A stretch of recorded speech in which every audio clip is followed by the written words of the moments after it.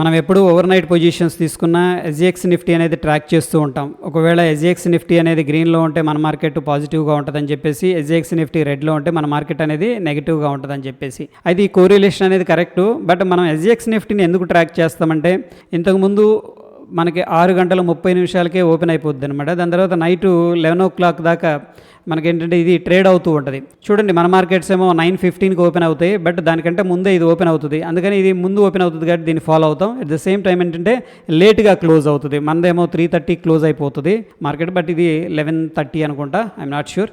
Okay, anyhow ఇది అడ్వాన్స్గా ఉంటుంది కాబట్టి దీన్ని ట్రాక్ చేస్తూ ఉండేవాళ్ళం. మనం ప్రీ మార్కెట్లో కూడా దీని గురించి డిస్కస్ చేసుకొని మన నిఫ్టీ ఎక్కడ ఓపెన్ అవుతుంది అని చెప్పేసి ఒక ఐడియా అనేది తీసుకుంటాం. అయితే ఇప్పుడు ఏం జరిగిందంటే, ఎస్జిఎక్స్ నిఫ్టీ అనేది ఇప్పుడు గిఫ్ట్ నిఫ్టీగా కన్వర్ట్ చేయబడింది. ముందుగా దీని గురించి డిస్కస్ చేసుకుందాం. అయితే మిత్రులందరికీ కూడా స్వాగతం. ఎస్జిఎక్స్ నిఫ్టీ అంటే పేరులో ఉన్నట్టే దీన్ని మనం సింగపూర్ నిఫ్టీ అంటాం అనమాట. ఎందుకంటే ఇది సింగపూర్లో ట్రేడ్ అవుతుంది అండ్ సింగపూర్ డాలర్స్లో ట్రేడ్ అవుతుంది. Okay, fine. దాని తర్వాత ఏం చేసిందంటే, మనకి ఎన్ఎస్సి ఏం చేసిందంటే, నేషనల్ స్టాక్ ఇంటర్నేషనల్ ఎక్స్చేంజ్ అనే ఒక వింగ్ అనేది తయారు చేసుకొని దాన్ని ద్వారా ఏంటంటే ఎస్జిఎక్స్ నిఫ్టీలో ఏదైతే నిఫ్టీ అనేది ట్రేడ్ అవుతుందో దాన్ని ఇక్కడ ట్రేడింగ్ చేయాలని చెప్పేసి ఇక్కడికి తీసుకురావడం జరిగింది.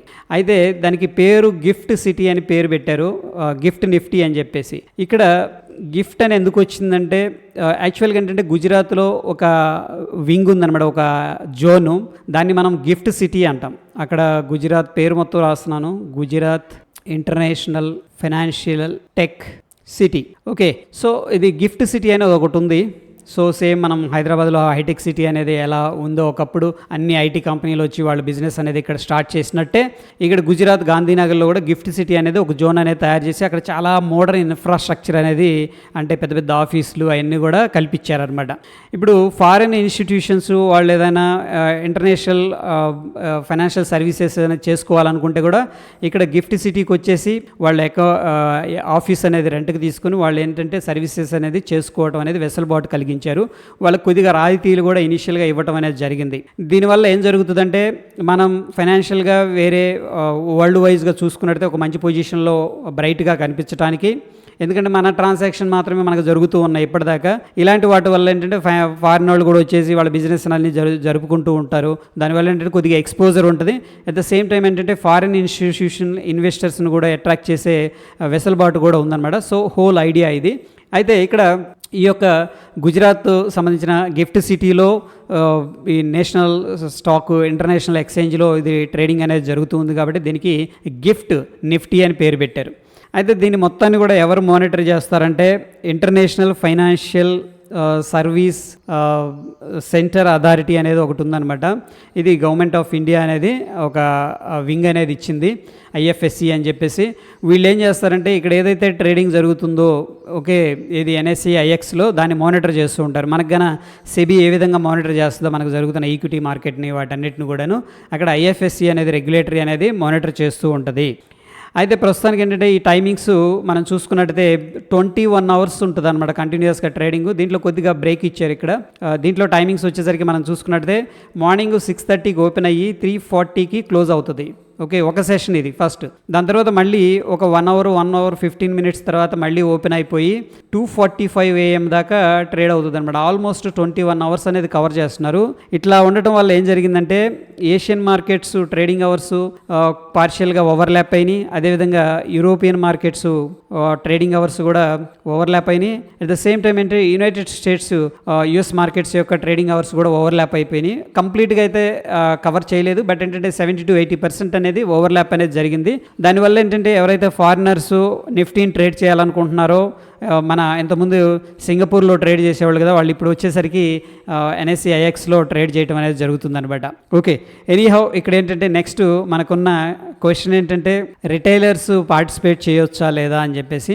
సో రిటైలర్స్కి అయితే పార్టిసిపేషన్ లేదు ప్రస్తుతానికి, ఎందుకంటే ఒక లిబరలైజ్డ్ రెమిటెన్స్ స్కీమ్ అనేది ఒకటి ఉంది, LRS అని చెప్పేసి. దీంట్లో ఏంటంటే మనం ఇండియన్గా ఉండి $2,50,000 అనేది మనం పంపించగలం అనమాట, funds.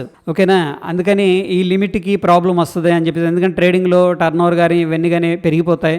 And at the same time ఏంటంటే ఇక్కడ జరుగుతున్న ట్రేడింగ్ కంప్లీట్గా ఫ్యూచర్ అండ్ ఆప్షన్స్, ఏదైతే గిఫ్ట్ నిఫ్టీ అనుకుంటున్నామో అది, మిగతా ప్రోడక్ట్స్ కొన్ని ఉన్నాయి, వాటి గురించి కూడా మనం మాట్లాడుకుందాం. సో ఇవి ఏమంటాం, వీటిని లేవరేజ్డ్ ప్రోడక్ట్స్ అంటాం. ఇవి రిస్క్ కూడా ఎక్కువగా ఉంటాయి, అందుకని వీటిని ఏంటంటే రిటైలర్స్ నుంచి ప్రస్తుతానికి దూరంగా పెట్టారు. ఓకే, అయితే ఇక్కడ ట్రేడ్ అవుతున్న ఇండిసెస్ వచ్చేసరికి మనందరికీ తెలిసిందే, గిఫ్ట్ నిఫ్టీ ఒకటి ఉంది, దాని తర్వాత బ్యాంక్ నిఫ్టీ ఉంది, దాని తర్వాత ఫైనాన్షియల్ సర్వీసెస్ ఉంది, సర్వీసెస్ సెక్టార్ ఉంది, అండ్ ఐటీ అనమాట. వీటి పేర్లన్నీ కూడా గిఫ్ట్ అని సెర్చ్ చేయాలి ఫస్ట్, ఓకేనా. Gift bank Nifty, gift financial services, gift IT అని, అప్పుడు ఈ యొక్క ట్రేడింగ్ వ్యూలో ఈ పేర్లన్నీ రావడం జరుగుతుంది. ఇవి సేమ్ ఏంటంటే ఫారిన్ వాళ్ళు దీన్ని ట్రేడింగ్ అయితే చేసుకోవచ్చు. ఇక్కడ ప్రస్తుతం ఈ యొక్క సర్వీసెస్ స్టిల్ ఏంటంటే సింగపూర్తో కొలాబరేట్ అయి ఉంది. ప్రస్తుతానికి ఏంటంటే 5 years అనేది కాంట్రాక్ట్ ఉందన్నమాట. సో ఇక్కడ వచ్చిన ప్రాఫిట్స్లో 75% సింగపూర్ తీసుకుంటుంది, 25% అనేది ఇండియా అనేది తీసుకోవడం జరుగుతుంది. ఓకే, దాని తర్వాత వీళ్ళకి ఏంటంటే ఎవరైతే దీంట్లో ట్రేడ్ చేస్తున్నారో వాళ్ళకి చాలా వెసులుబాటు అనేది కల్పించింది అనమాట. ప్రస్తుతం ఏంటంటే సర్వీస్ ట్యాక్స్ లేదు, దాని తర్వాత కమోడిటీ ట్యాక్స్ లేదు, దాని తర్వాత డివిడెండ్స్ డిస్ట్రిబ్యూషన్ ట్యాక్స్ లేదు, దాని తర్వాత క్యాపిటల్ గెయిన్స్ కూడా తీసేశారు. సో డెఫినెట్గా ఏంటంటే ఫారినర్స్ మేబీ అట్రాక్ట్ అయ్యి, ఎందుకంటే ఇన్ని ఛార్జెస్ లేవు కాబట్టి ఎక్కువగా ట్రేడింగ్ ట్రాన్సాక్షన్స్ అయితే ఈ gift Nifty, gift bank Nifty, gift financial service sector, gift ఐటీలో జరిగే అవకాశం అయితే ఉంది. ఇక లైసెన్స్ విషయానికి వస్తే brokers, proprietary and HNI clients అయితే అకౌంట్స్ అనేది ఓపెన్ చేసుకొని ట్రేడింగ్ అనేది చేసుకోవచ్చు. అయితే ఇక్కడ ఏంటంటే బ్రోకర్స్ 30 to 40 బ్రోకర్స్ అనేది రెడీగా ఉన్నారనమాట లైసెన్స్ తీసుకోవడానికి. ఒకవేళ లైసెన్స్ అనేది మంజూరు చేస్తే వీళ్ళు ఏంటంటే ఫారినర్స్కి కూడా డిమాట్ అకౌంట్ అనేది ఆఫర్ చేసే అవకాశం ఉంది. సో కొద్దిగా ఎంప్లాయ్మెంట్ అయితే బ్రోకర్స్ త్రూ అనేది జరగవచ్చు అని చెప్పేసి నేను అనుకుంటూ ఉన్నాను. So that is all about gift Nifty friends. నేను రేపటి నుంచి, యాక్చువల్గా ఇది July 3rd నుంచి స్టార్ట్ అయిపోయింది. సో మనం SGX నిఫ్టీని ట్రాక్ చేయటం మానేసి ఇప్పుడు గిఫ్ట్ నిఫ్టీ అనే దాన్ని ట్రాక్ అయితే చేయాల్సి ఉంటుంది. Thank you friends.